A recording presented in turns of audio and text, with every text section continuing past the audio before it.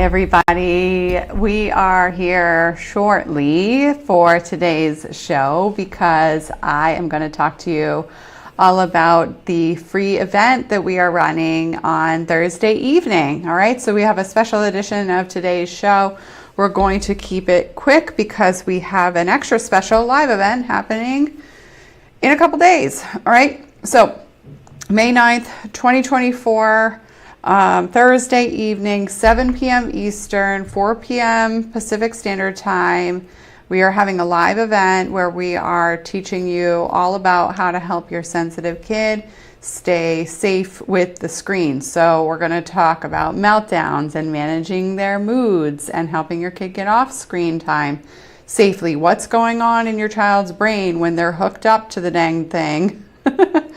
And then also principles of safety regarding raising our children in the digital age, particularly for sensitive kids. Now, there's a big difference between raising children who are not sensitive, who aren't thinking and taking in more information from the world, who aren't feeling big, deep emotional intensity. They will respond to screens differently, though there's plenty of research demonstrating that screens do increase anxiety and stress.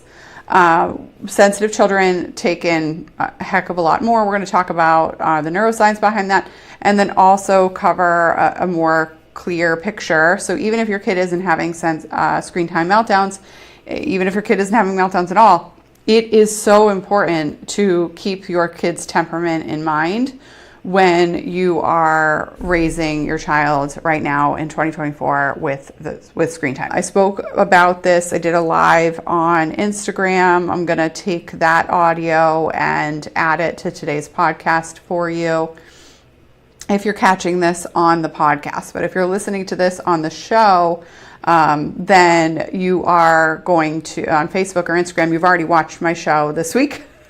So I'll save you the time. All right, but we definitely want to make sure that we get the word out because this event is going to be great. We have so much fun on our live events, and I'm excited to meet more of you in our world here at MTC. So again, the live event is free, and we are going to cover several topics. So I want to cover that today so that you understand all about that. And I'm going to take a look at my notes just to make sure that I don't miss anything, because we've had a fair amount of people on our email list ask some questions, and I just want to make sure that we are all on the same page. Okay, so you might be considering cutting screens off entirely, teaching your child that they can't handle it by taking it all the way away from them. This is going to seriously impact your kid's capacity for self-control. So I don't recommend that. I recommend taking a more intentional, less reactive approach to teaching your child to manage their screens so that you stop treating it like a taboo or forbidden experience. Because bottom line is, in today's day and age, your kid, if they're being educated outside of the house, it is very difficult to prohibit access to screens 100%, right? We've had a few of our clients do that and totally cut screens out, and their child was being educated in a school where they weren't using screens. They were in Australia, so I don't know the school system they were plugged into, but that was a decision that mom made. She literally took the TV out, and it was a lifestyle shift she decided to make. But that's not typically what most of our clients decide to do. Most of our clients decide to shift the dynamic, regain control, and impart the knowledge of trusting your insight, as well as moving into more return of self-control, responsibility to the child within reason once the child breaks the addictive quality response to the screens. And obviously we work with our clients to help them do that. So we're going to cover one of the big pieces to our work when kids are really struggling with screen time meltdowns.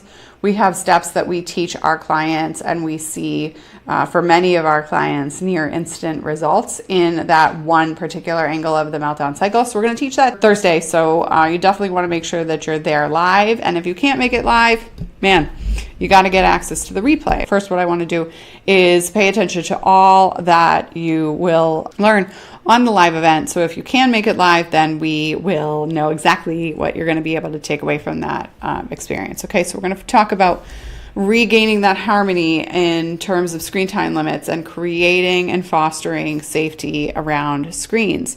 You're going to learn how to clearly have this conversation with your kiddo about screens so that your child learns what it is that you need them to learn related to screen time safety, and your child starts to trust you and your guidance on that front. And then you'll also build a sense of capability and understanding that you are parenting to your child's temperament. So you're parenting uniquely because there is no one size fits all.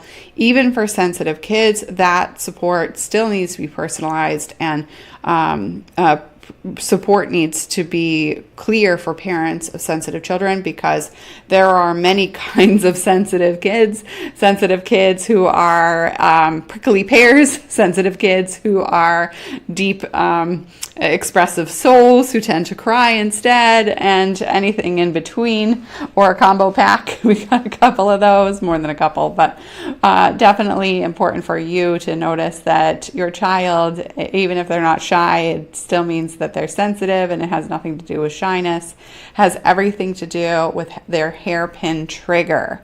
So if they have a hairpin trigger to shut down, or to explode, or to lose it emotionally, and to have deep emotional loss of control in sadness, then your sensitive kiddo is likely experiencing pieces to the meltdown cycle. But you follow our process because you're looking for that principal direction of what it takes to turn this around. So we're going to really pay attention to the insights that I want you to take away from today's talk. I covered a few things on my Instagram Live that I did last week, and I want you to learn more from that on today's podcast. So we're also going to coach you and answer questions if you have access to the VIP ticket. So you will have an opportunity to get direct questions answered by me, and in order to do that, you need access to the VIP ticket. Now, everybody's going to be on the same Zoom call. VIPs will get access to Q&A, and then you have the opportunity to tune in as observers if you end up registering for free, okay? So let's pay attention to what it takes to turn this around, right?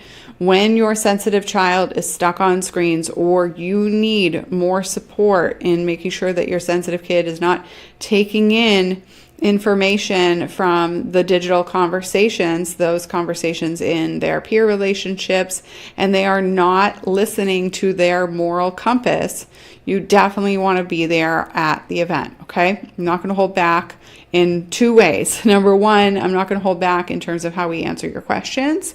And number two is I'm not going to hold back in terms of how direct I will be in terms of your child's needs if they are sensitive or neurodivergent. So we're going to be working on that. And then we're going to pay attention to your child's communication with themselves and how or why they might be checking out on screens. And this is something that's really important and near and dear to my heart, because I definitely avoided my emotions through screens growing up. It was a difficult experience that I had. I did not have a lot of friends growing up because I was bullied, and so I made a lot of my friends in books and screens. And sensitive kids can dive straight into books and also perpetuate that emotional escapism on books as well. Now, obviously, I'm never going to tell you to tell your kid to stop reading, right? However, if your child is emotionally checking out, often we see this with voracious readers. If they don't know how to manage their emotions, then they're sensitive too. So you want to pay attention to that as well. And if you're seeing that your kid will go from a book straight to a screen, and that's all your kid's always busy in that respect, then it is important to pay attention to this. Okay, so this is a multifaceted problem we typically see. We're going to cover the one angle related to the screen emotional expression, and also avoid emotional avoidance through screen time. All right.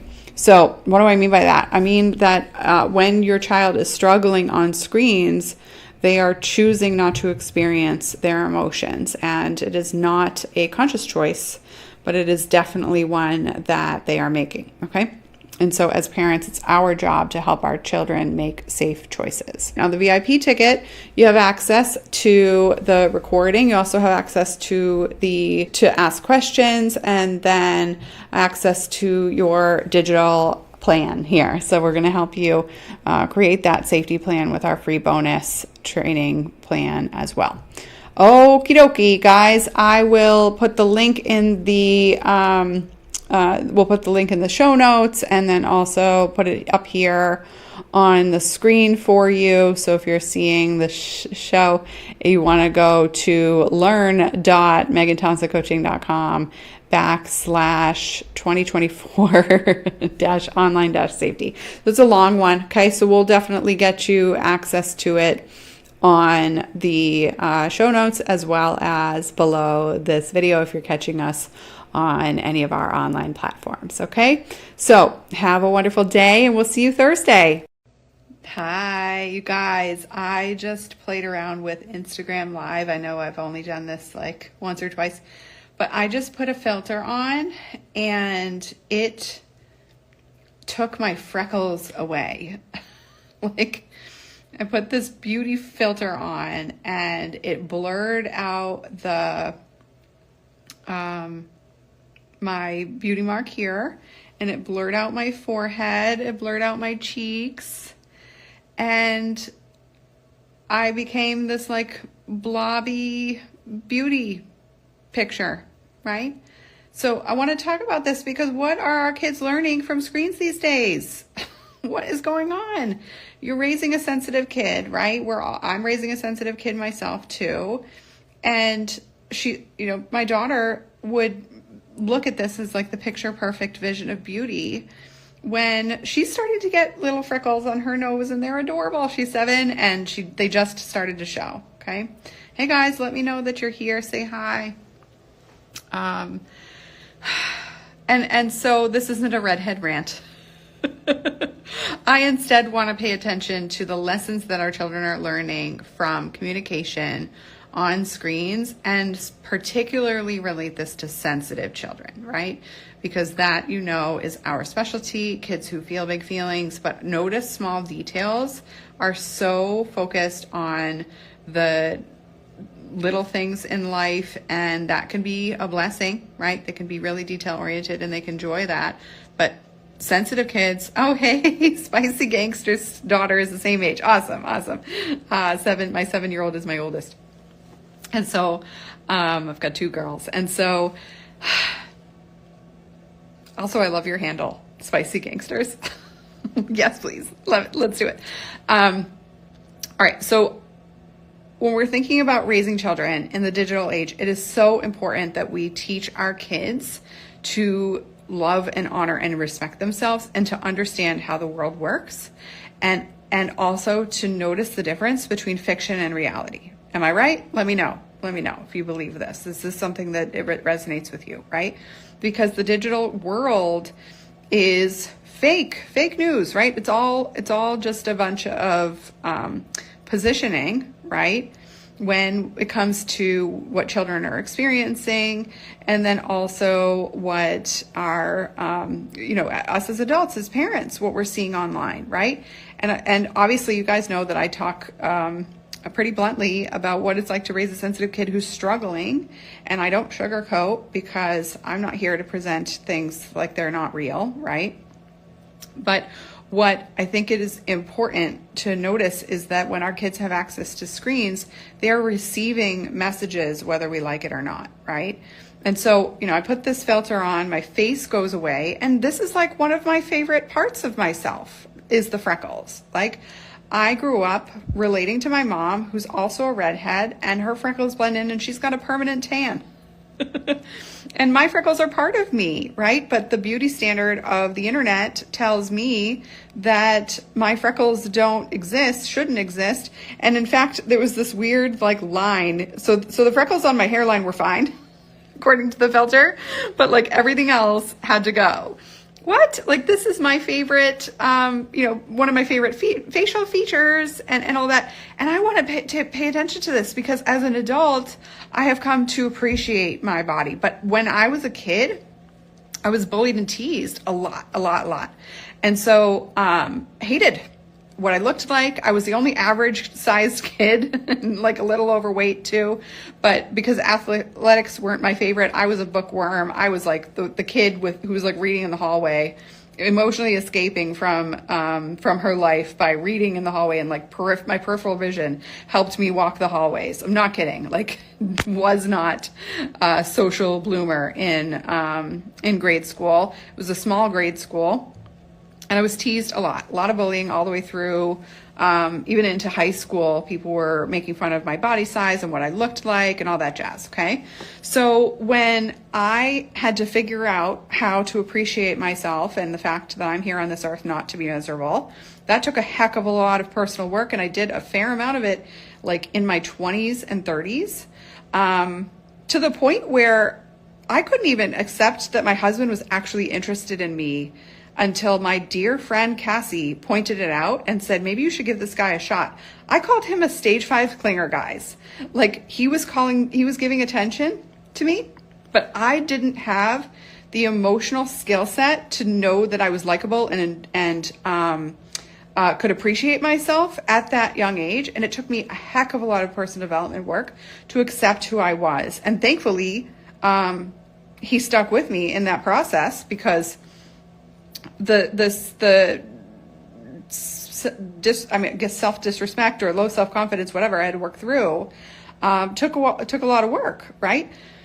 And so we're raising children that don't go through the challenges that we had to go through as kids, right? Like, that's what cycle breakers do. Our job as adults is to give our children a leg up, just like our parents did.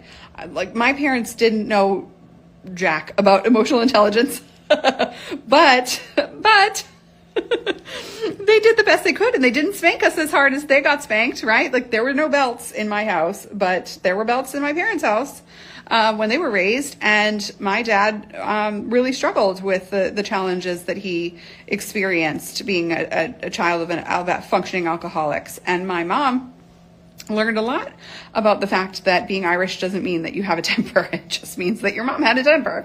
So there were a lot of skills that my parents like figured out on their own and did the very best that they could, right?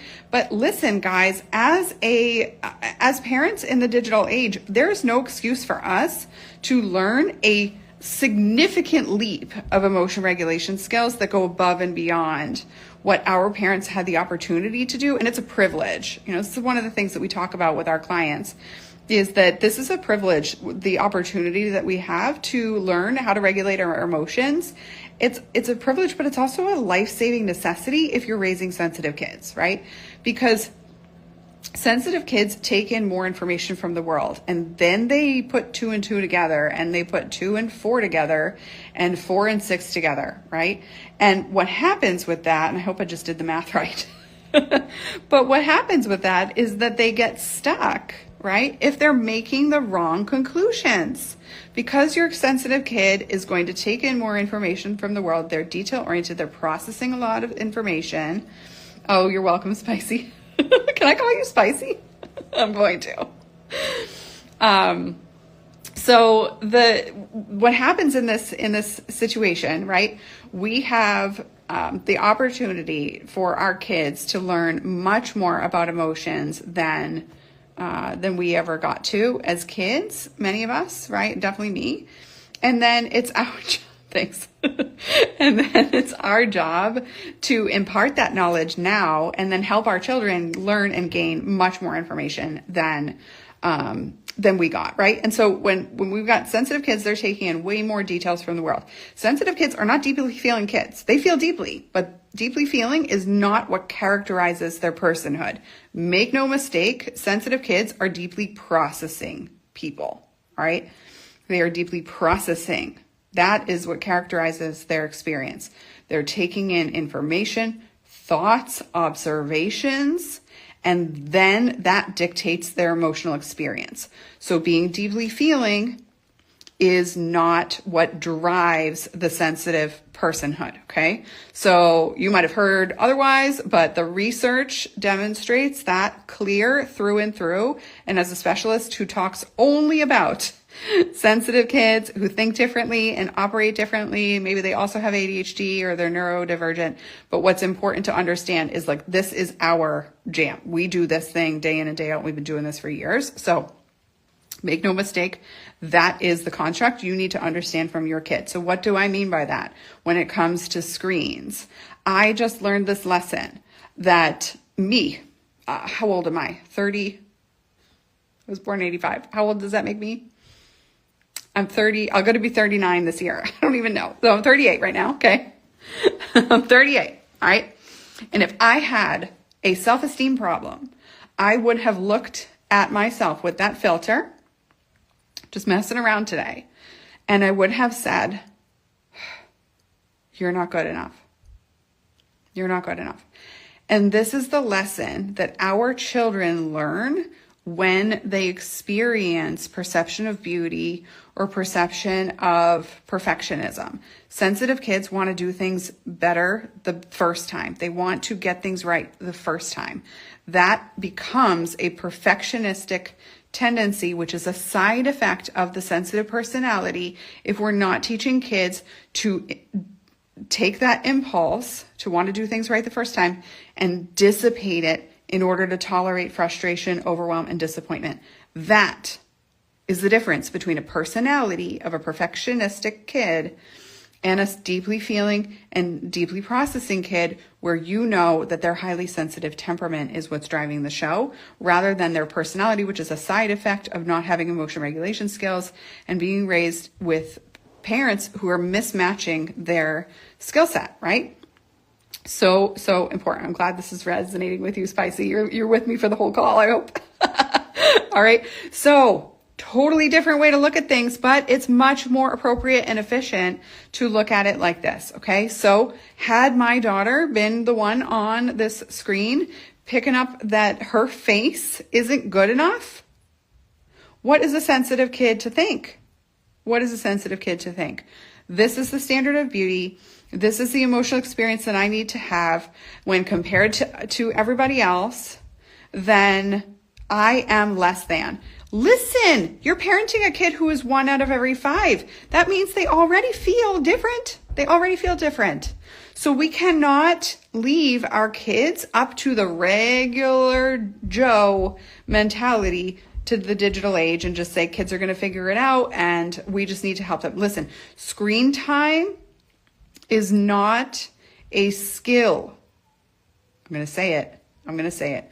Screen time is not a skill. Screen time is a tool. And then kids need skills to use that tool effectively. Because just like a hammer, we've worked with kids who have chucked hammers at a wall. Your kid can chuck the tablet at a wall if they don't know how to manage their emotions and it's time to get off the tablet, right? Now, not everybody has that level of intensity, but I want you to think about this. The screen is a tool, right? If we look at it from this angle, you can use a hammer and you can bash somebody's head in it. They can bash their own self-concept in with it if we are not teaching them to trust who they truly are. That's high self-esteem, high self-concept. Sensitive kids who are losing it, they feel crappy about themselves. Point blank, period. You will never get me, and you will never win an argument with me if you are going to tell me that your kid likes feeling miserable. You'll never win. We'll go to toe on that, right? Now, what I can tell you right now is that when your kid gets stuck, they feel miserable. They don't want to feel like that, but they're grasping at straws, all right? And so your child, who is also detail-oriented, is going to be very clever at figuring out how to solve that problem. Does it mean that your kid is going to pull one over? Does it mean that your kid is manipulative? Does it mean that your kid cares more about screens than the rest of the family? No, don't jump to those conclusions. You're already trying to teach your kid to stop jumping to conclusions, right? Okay, listen, we are doing a super fun training, all right, because working with my team, it's always a party, on next Thursday to dive deep into these principles, to really shake your tree, right? I don't hold back. I don't play when it comes to raising kids who are world changers, because your kid has big imagination. They have big goals for themselves. That means that as a parent, we have a tall order if we're raising our kids resiliently and they're already naturally more sensitive to the world. And so our training is on one particular thing, screen time safety with sensitive children. We're going to talk about a bunch of stuff, okay? We're going to talk about the clear and consistent step-by-step plan that I teach my parents, my client parents, not just my parents. My clients are parents. I teach them, their family too, and then I teach my clients how to stop the screen time meltdown. Like that. We've had many, many clients say, I used your process and immediately my kid didn't freak out. All right. For one particular cause of the meltdowns, which is that screen time. We're going to talk about that. Okay. We're also going to talk about the overarching principles you need to raise your child by in today's day and age when it comes to the digital environment. All right. Now, how do I know what I'm talking about? I used to work in residential treatment centers. Some of those kids were severely traumatized. Kids, middle schoolers and high schoolers. Why were they severely traumatized? They were groomed. All right. They were groomed and trafficked. So not all of them, but they were groomed and trafficked. All right. So I have clinical experience working at this deep, intense level, and where those kids got stuck wasn't just in lack of supervision. All right. And so we're going to break that down.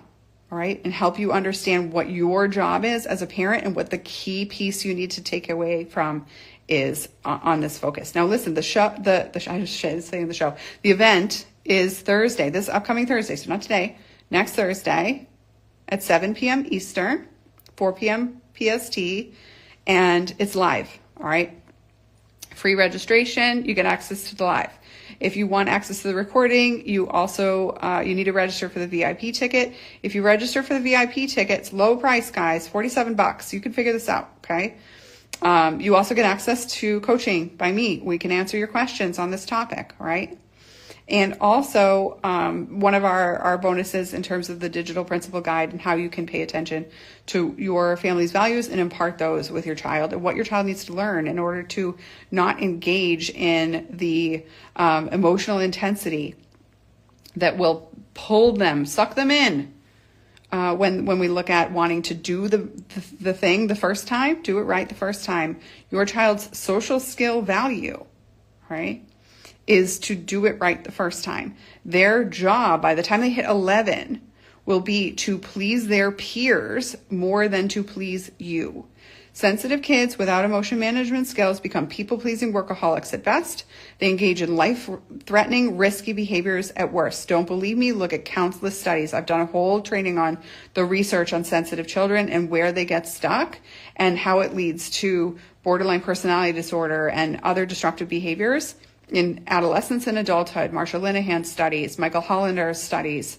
And we could just go on and on with that, but that's not the time or the focus. All right. I'm here to help you go raise a kid who is above average in a way that means that you'll need to parent in a way that's above average. All right. So, that's why we take a performance psychology standpoint with our clients. We're not treating you like you're fragile here. And, because you're in the thick of it and you need to raise your confidence. You need to find it, get scrappy, get gritty. That's necessary with sensitive kids. Okay. You have it in you. You might have lost the perception that you have it in you, but, I'm not here to play to that story that you can't lead your kid. All right. So here's the deal. We're going to focus on this. Okay. For a solid hour. It's going to be jam-packed. You better show up on time, okay? And then if you can't make the recording, because I know May is crazy for everybody, but I want you guys to get plugged into these principles and to this work before summer comes around, because sensitive kids can turn into screen zombies pretty quickly, especially on those rainy days, and then it's hard to get them outside after a rainy day because the routine's changed, all that jazz, right? So we're talking about, showing up playing full out in May, because even if it's busy, you still need to parent your kid for the long haul and think above and beyond the week to week mentality, right? So if you can't make it live, no problem. Just get the replay. And we have access to you for that. Okay. So again, I will drop the link in the comments after I hang up, because I didn't plan in advance with this Instagram live situation. I don't know how to do that. This is like the third time I've gone live direct on Instagram. So I'm not a pro like we are on YouTube and Facebook. We've been doing that for like 6 years. So Instagram Live is like a different beast. So, all right. So bear with me as I have some fun here. You can click on our, the link is in the bio. It's on our link tree. So if you just click the link in our bio, it's the first button over there. So you can click on the profile now and it's there. I'll just put it in. I don't know if I can put it on. I guess I can, I don't know if I can drop it in the comments because it's a link on Instagram. I'm just so used to doing this on Instagram, on YouTube and Facebook and saying that I will do that I just automatically presumed I could. But I don't think I can give you guys a link here. But you can DM me. Feel free to do that. You can also click the link in the bio and register there. Okay. I look forward to seeing you next Thursday. Whoop, whoop. Have a good day. Bye. You want to go to learn.meganthompsonccoaching.com/2024-online-safety. It's a long one. Okay. So we'll definitely get you access to it on the show notes as well as below this video if you're catching us on any of our online platforms. Okay.